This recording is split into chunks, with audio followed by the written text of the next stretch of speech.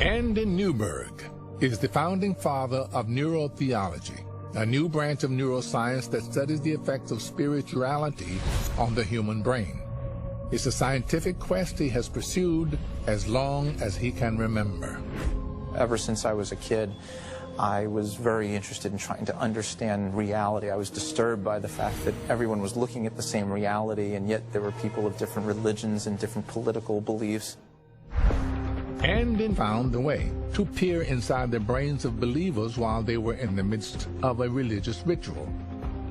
It's the highest of high-tech brain imaging devices, the SPECT scanner. I'm going to come in and I'm going to just inject you through the IV with the goal that I'm going to try very hard not to disturb you or distract you or make any noise, and you're just going to continue to do your prayer session until it's done. This woman is a Presbyterian minister. She's prayed to God daily for over 34 years. Right now, she's deep in prayer. At the height of her connection with God, Andy injects her with a harmless radioactive dye. Over the course of the next few minutes, as she continues to pray, the dye migrates to the parts of her brain where the blood flow is the strongest. The brain works in a very nice way that the more active a particular part is, the more blood flow it gets, and the less active it is, the less blood flow it gets.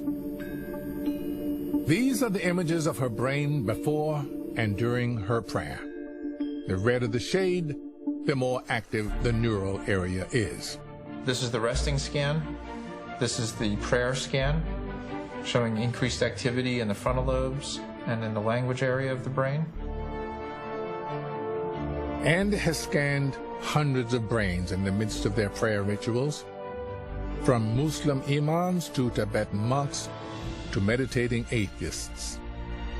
So, for example, when a person feels deeply focused on their prayer, we see increased activity in the focusing area of the brain.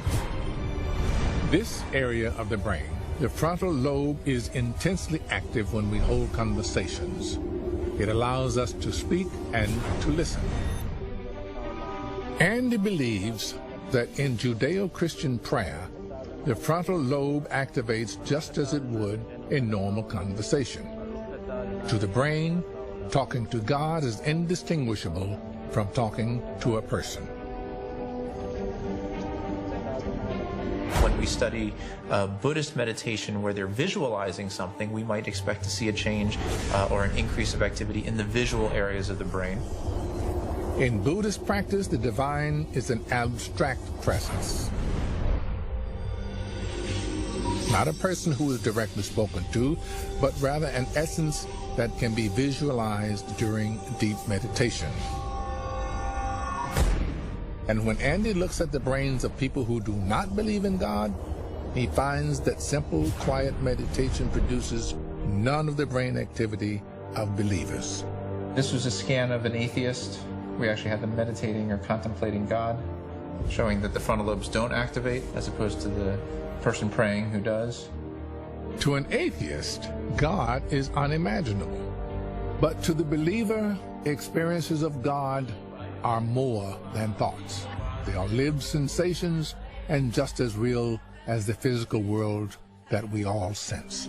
So it helps us to understand that at least when they're describing this to us, that they are really having this kind of an experience. What I like to say is that the experience is at least neurologically real.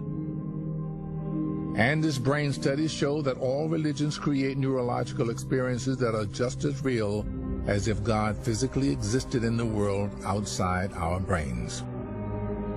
And if God only exists inside our brains, that does not mean God is not real.